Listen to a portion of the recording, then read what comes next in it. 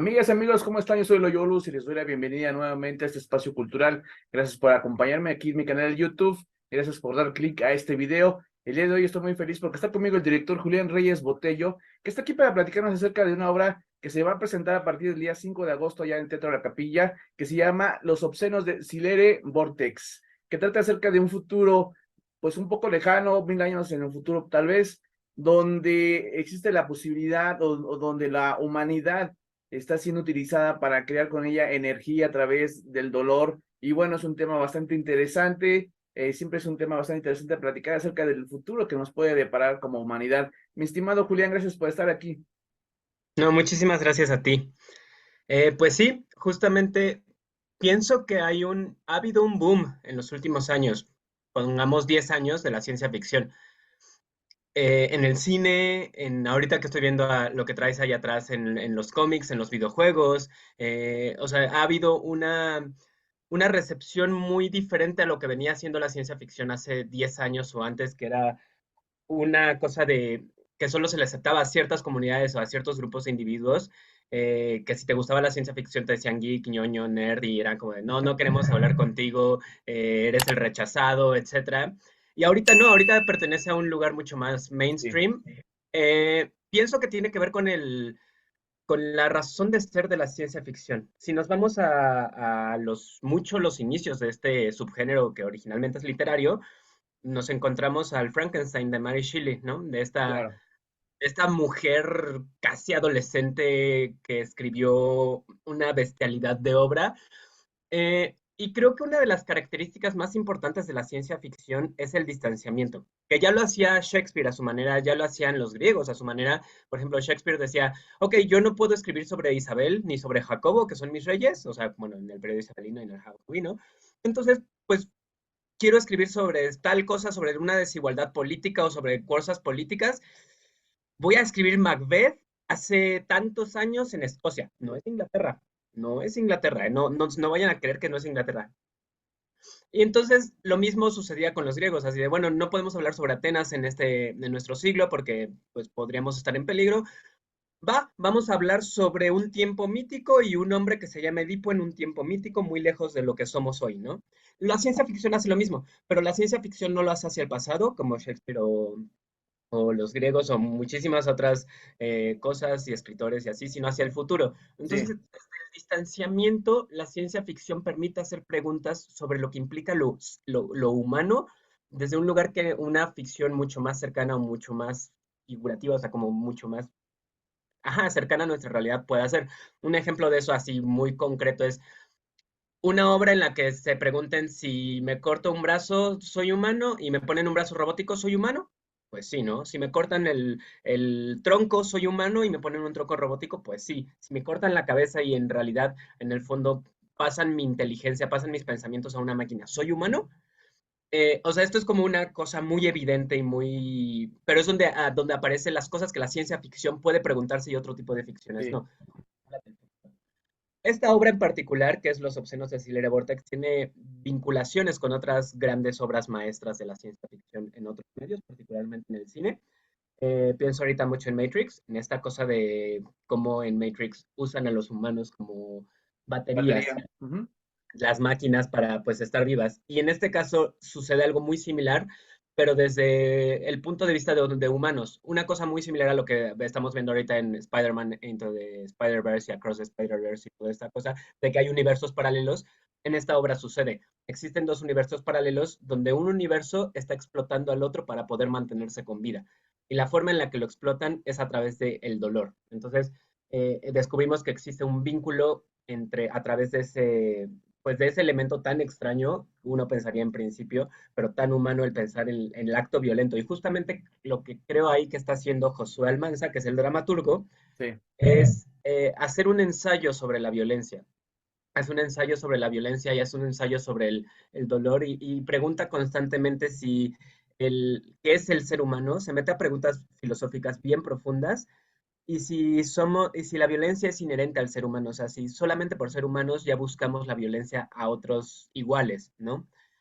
Creo Eh, que lo que tú comentas, mi estimado, perdón que te interrumpa, es algo muy sí, sí, sí. interesante lo que comentas porque así hace rato pusiste el ejemplo de que si me corto un brazo, me ponen uno biónico, pues sigue siendo humano, ¿no? Entonces, qué es ser un ser humano, ¿no? ¿Hasta dónde Totalmente. puede llegar la conciencia de decir soy un ser humano, a pesar de que, como tú comentas, mi cerebro, mi pensamiento me lo trasladan a un cuerpo biónico completamente? ¿Hasta dónde puede ser la capacidad de ser un humano, ¿no? Que es una pregunta bastante interesante, bastante densa con este tema, ¿no? O sea, nos ponemos a filosofar, aparte de tener una buena historia de ciencia ficción como la que nos estás contando, nos ponemos a filosofar qué es un ser Sí, humano, ¿no? sí, justo. Hay un androide en nuestra obra que se pregunta sobre su humanidad. Hay una mujer que es un virus, ella no sabe que es un virus y se considera humana y de pronto descubre un día que es un virus y es como de, ¿qué onda conmigo? Y creo que al final de lo que Josué lo plantea como eso, como un ensayo sobre la violencia, pero para mí no. Para mí lo más importante de esta obra está en la antítesis, porque si aparece la violencia, no puede no aparecer su antítesis, que es el placer. Eh, no puede aparecer la necesidad de estar vivo. Creo que un poco la pregunta que subyace en el fondo de la obra es cómo en un mundo explotado por la violencia, cómo en un mundo donde vivimos, por ejemplo, tú y yo ahorita nos estamos comunicando gracias a que tenemos una computadora que muy posiblemente tiene litio en sus baterías y eso Claro, viene de minas que están siendo excavadas por gente que vive en condiciones infrahumanas. Vivimos en un mundo que un poco lo que está construyendo esta obra desde la lejanía, desde este alejamiento de la ciencia ficción. Y justamente creo que lo que hace Josué ahí es preguntarse cómo en un mundo así como en el que vivimos o como en el que viven estos personajes, tiene sentido la existencia. ¿Cómo podemos encontrarle un sentido a la vida? ¿Dónde está la deuda de felicidad que alguna vez alguien nos dijo que teníamos que conseguir? eh, ¿Por qué estoy vivo? ¿Por qué cada día me levanto y por qué cada día de verdad digo, ok, hoy tiene sentido, ¿no? Más allá de una cosa individual o como una cosa muy subjetiva, como a nivel conjunto, como a nivel sociedad, ¿por qué tiene sentido la existencia humana? Y justamente el nombre de los obscenos de Silere Vortex. Silere es el desierto en el que sucede en el primer acto, que es un mundo post-apocalíptico. Podríamos pensar Mad Max, el primer acto. ¿ok? El segundo acto es Vortex, que es el nombre de la empresa que está explotando a través del dolor. Pudiéramos pensar algo que tiene que ver con... La estética no es cyberpunk, pero los temas sí. O sea, en esta cosa de las diferencias de clases sociales muy marcadas, los de arriba y los de abajo, y los vestuarios muy limpios, muy pulcros. Entonces hay una diferencia estética muy fuerte entre ambos universos, que son los dos actos. Por eso se llama Desileere Vortex. Y obscenos tiene que ver con la etimología de la palabra obsceno. Una de las posibles etimologías de esa palabra tiene que ver con lo que es muy teatral, que es obscene, que viene del griego, que quiere decir lo que está fuera de escena. Esta cosa con el teatro griego no veíamos nunca sexualidad ni violencia en vivo. Llegaba un mensajero a decir, oigan, pues Edipo se acaba de sacar los ojos, pero nunca vimos a Edipo sacarse los ojos, ¿no? Claro. Eh, Eso es lo obsceno. Entonces, Josué un poco lo que está planteando en un monólogo hermosísimo, que para mí es el eje de esta obra, es el sentido de nuestra vida, el sentido, la razón de nuestra existencia pertenece a un mundo que escapa a las palabras, a un mundo obsceno, a un mundo que el sentido, la lógica del mundo no puede abrazar, que pertenece a la experiencia, que no se puede articular en palabras, simplemente lo vives y es una cosa inefable que sucede y es maravillosa, pero no hay forma de explicar el sentido de la vida, no hay forma de explicar qué es la felicidad. Y Claro.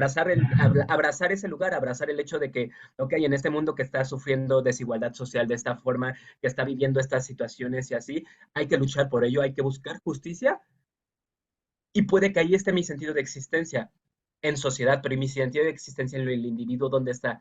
Debo renunciar a mi felicidad por buscar esto, la justicia, cómo dialogo con esas cosas. Entonces se meten en problemas éticos muy densos y ontológicos, como en esta cosa de yo preguntarme por mi propio ser y por la realidad. ¿Por qué tiene sentido la realidad? ¿No? Claro, oye, algo que también me llama la atención ahorita de lo que estás platicando todo, yo creo que regresando al tema del dolor, yo creo, o de la violencia también, yo creo que va de la mano con la humanidad, mi estimado, porque no recuerdo un momento Sí, en la historia en que la humanidad realmente haya tenido pues un momento largo de paz o de sí, no conocer a alguien que haya experimentado un suceso violento. Creo que va, lastimosamente, tengo que decirlo, o tal vez me equivoque, inherentemente la humanidad o la vida misma va de la mano con la violencia, con el dolor, ujú, porque como tú dices, ¿no? El dolor es parte. es lo opuesto a la felicidad, entonces va de la mano, ¿no? ¿Cómo saber cuando estamos felices? ¿Cómo saber cuando estamos pasando un momento alegre si no conocemos el lado opuesto, ¿no? Entonces creo Exacto. que es inherente todo esto y también una frase que me llama mucho la atención, que también la saqué de una película de ciencia ficción de Jurassic Park, es una frase del doctor Malcolm, ¿no? La vida se Ujú, abre camino por sí sola, ¿no? ujú. Entonces yo creo que la vida siempre va a seguir, no importa y lo lamento, ¿no? Que a veces se pisoteen a otras personas o en este caso usemos a las personas para generar energía y la vida pues siga sustentándose, ¿no? Creo que la vida de cierta forma siempre se va a abrir paso, lastimosamente no como quisiéramos, pero sucede, ¿no? Sí, pues sí, solamente que es terrible para las personas que están siendo Claro, sí, sin explotadas. duda, pues O sea, claro, sí, creo que ahí justamente, porque vemos ambos lados, y justamente es lo que te decía ahorita, de se meten dilemas éticos muy fuertes, porque si un universo no explota al otro, el primer universo desaparece. Y entonces justamente cuando uno de los personajes que se llama Loreto, que para mí encarna mucho a la justicia, se da cuenta de eso, se queda sin palabras, es como, ¿y ahora qué hago? ¿No? así es. Y pues algo bien interesante, algo que a mí se me hace bien atractivo, aparte de todo esto que te estoy comentando, es las características estructurales de la obra, porque los personajes rompen el tiempo. Con a nivel ciencia ficción que puede ser la ruptura del tiempo eh, y lo terrible que puede ser. Y justamente desde ese lugar de la ruptura del tiempo es que entran en un estado de urgencia y de crisis de decir, ok, ¿y ahora qué hacemos? Y, y frente a ese estado que es algo que creo que ni tú ni yo ni nadie puede entender, se abren las preguntas o sea, se abren todas estas situaciones. Es un punto en el que, por ejemplo, la muerte ya no tiene sentido, porque si alguien muere, el tiempo, como ese tiempo está roto, va a regresar a esa misma persona, pero del pasado. Entonces, ¿Ok? la muerte deja de tener sentido y frente a la ausencia de sentido de la muerte también la existencia por sí misma deja de tener sentido, ¿no? Entonces se vuelve algo bien atractivo y bien Muy interesante el interesante, mi trabajo. estimado, tienes toda la razón. Oye, platícanos, ¿quién está en escena actuando, por favor? Pues son 6 actrices y 6 actores. La mayor parte son relativamente jóvenes. eh, Aldo Bringas, Natalia Verduzco, Adalberto Márquez, Jennifer Mapula, Samantha Mejía y Sandra Carvajal. eh, y ellas 6 construyen un universo impresionante, más bien 2 universos impresionantes. Sí. Oye, como director, ¿qué te ha traído de experiencia dirigir estos actores? Todo el proceso de, obviamente, de esta puesta en escena, ¿qué te ha traído como experiencia a ti? Bueno, eres un director muy joven. ¿Qué experiencia te ha traído a ti, mi estimado? Creo que lo más... hay varias cosas. Creo que lo más complejo fue levantar el proyecto, porque es un proyecto que yo llevo 4 años trabajando. Lo conocí en 2019, lo empecé a trabajar, y ha sido un proyecto que ha implicado una producción muy grande. Entonces ha implicado muchísimos aprendizajes desde el lado de producción y generar alianzas desde el lado de producción, incluso antes de trabajar con el elenco. También vincularnos con gente creativa de muchísima experiencia. Por ejemplo, el diseño de vestuario lo está haciendo Estela Faguaga. Pues para quienes no conozcan, Estela Faguaga es una de las diseñadoras de vestuario más importantes de México. Pues, se ha encargado de Los Miserables. Ahorita estaba, según recuerdo, estuvo en Hello Dolly. O sea, como ha tenido una trayectoria gigantesca, ella y su empresa que es Trama y Drama, que también forman parte de la coproducción de este proyecto, por cierto. Y también o sea, trabajamos con Erika Gómez, que es una diseñadora de escenografía también de muchísima experiencia, con Jicotecatl Reyes, que es el diseñador sonoro que también tiene. Entonces, para mí es algo muy nuevo el trabajar con gente de tantísima experiencia. Sí había trabajado con gente así, pero jamás yo en la cabeza, jamás yo como director. Entonces, para mí fue muy nuevo el poder dialogar con este tipo de personas y con sus pensamientos y con sus ideas y con pues toda la construcción que ya tienen y todo el bagaje que tienen. Y fue un reto, o sea, la verdad sí fue un reto el, el, el dialogar con tantas personas, porque pues finalmente es un equipo muy grande el que está logrando levantar este proyecto, ¿no? Entonces, sí fue un reto muy fuerte para mí el poder coordinar a un equipo tan grande. El elenco es pequeño, pero el equipo que está atrás de eso es muy grande. Entonces, Claro, claro. creo que eso fue lo más impresionante. Sin duda, mi estimado. Oye, ¿tú crees que la ciencia ficción sea la respuesta a preguntas que tenemos de qué va a pasar con nosotros en un futuro? Sí, sí, se me olvidó comentar eso muy al principio. Creo que sí, creo que le tenemos mucho miedo al futuro.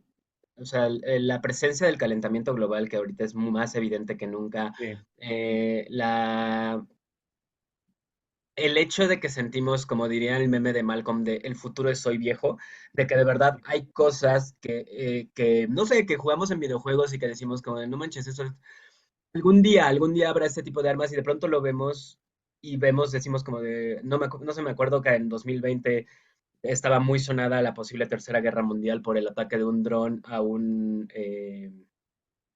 político ruso, según recuerdo, no estoy tan seguro, estoy parece un que sí. poco borroso en ese dato, pero sí recuerdo que se generó una tensión, pues bastante particular, quizás con similitudes, quizás no la cercanía, pero con similitudes a lo que sucedía en la Guerra Fría, ¿no?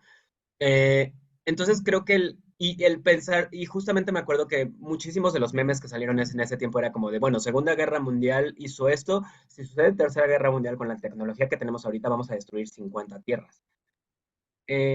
Entonces, y lo tomamos como un chiste, pero creo que en el fondo teníamos miedo, yo tenía miedo. Yo lo tomaba como un Sí, chiste y me reía mucho, pero en el fondo de verdad sí tenía miedo. Entonces creo que hay una cosa ahí que le tenemos mucho miedo al futuro, desde lugares diferentes, por ejemplo, esta cosa de la pandemia que sucedió en 2020. Me acuerdo también que y esto lo estoy leyendo de un artículo científico, no, no es de cualquier lugar, con el deshielo que está sucediendo ahorita, se descubrió que había virus que estaban en un estado que no podían contagiar ni nada, pero virus que estaban congelados, que habían estado congelados miles, si no es que cientos de miles de años, para los que no teníamos ninguna defensa. claro, Entonces, pues evidentemente la relación con la naturaleza ahí ha vuelto pues una relación de destrucción de ambas partes, ¿no?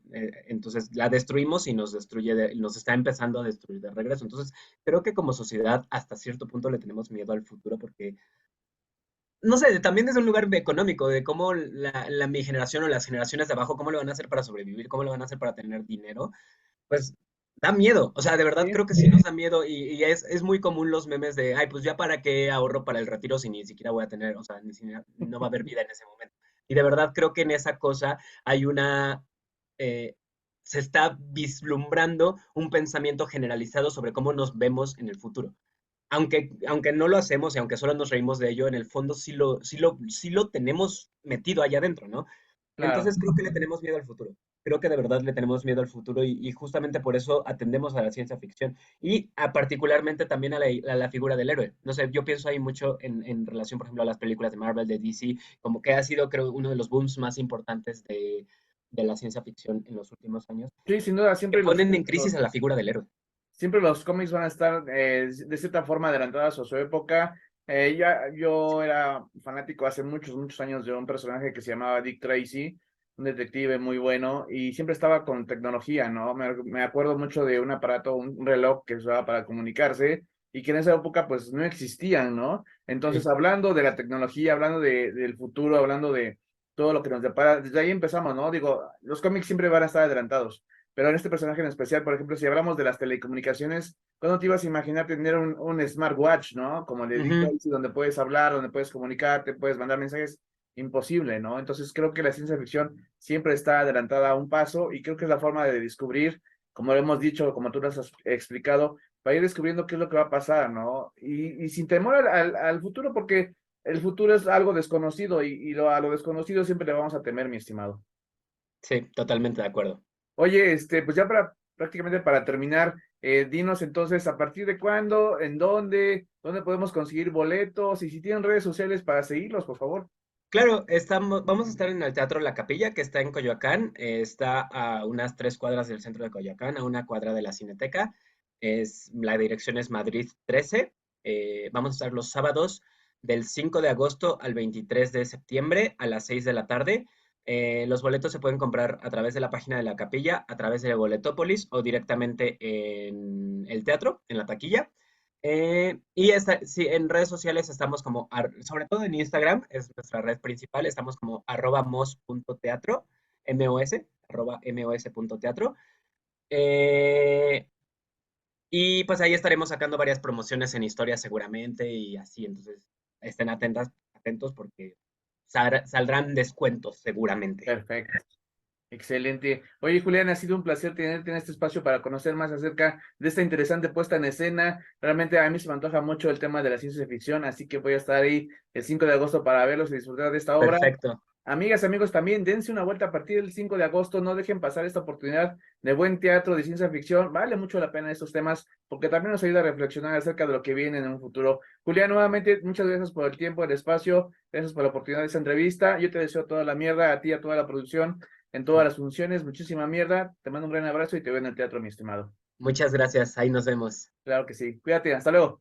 Adiós.